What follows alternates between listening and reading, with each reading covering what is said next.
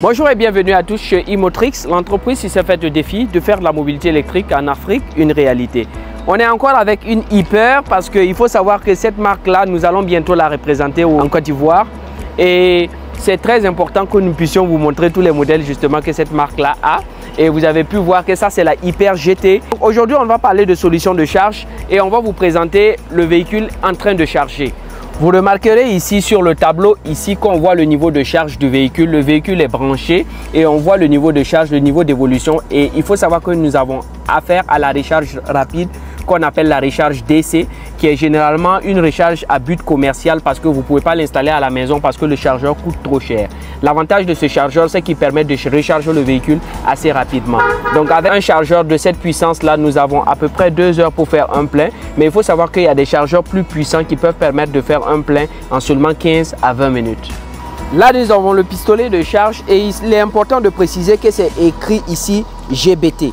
GBT, c'est une norme de charge du marché chinois et la majorité des véhicules chinois, vous allez voir qu'ils ont la norme GBT. Donc il faut savoir que les sorties de chargeurs, les pistolets notamment des véhicules électriques ne sont pas pareils que ce soit pour les États-Unis, l'Europe, le Japon et la Chine. Donc selon les pays différents, les normes de charge sont différentes, donc il faut un chargeur ou une sortie différente.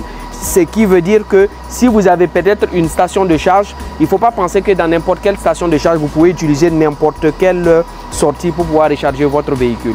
Les États-Unis sont en train de développer justement une norme de charge, toute l'Amérique du Nord qui a été proposée par Tesla, qu'ils sont en train d'adopter actuellement. Donc on espère aussi que nous aurons une norme de charge harmonisée qui va permettre de pouvoir recharger tous les véhicules électriques. Venons-en au chargeur en lui-même. Comme vous avez remarqué, ça c'est un chargeur de la marque IAM. Les véhicules que nous avons eu à essayer assez récemment. Et sur le tableau de bord ici, vous avez la puissance de charge, le pourcentage et le voltage aussi. Et vous avez vu que notre véhicule, c'est celui qui est là. Et vous avez vu que ça s'affiche en vert, c'est ce véhicule-là qui est en train de charger actuellement. Notre Hyper GT est en train de charger actuellement. Une fois que la charge sera complétée, vous allez voir que le voyant ici, il va passer au rouge parce qu'on aura arrêté d'utiliser le chargeur. Au niveau de l'afficheur central ici, vous allez voir l'autonomie déjà emmagasinée en termes de kilomètres, le pourcentage de la recharge. Et vous avez vu que, bon, on regarde la vitesse de la voiture, mais le véhicule n'est pas en marche. Et vous voyez, il y a le voyant qui est là qui montre que le véhicule est en train de charger.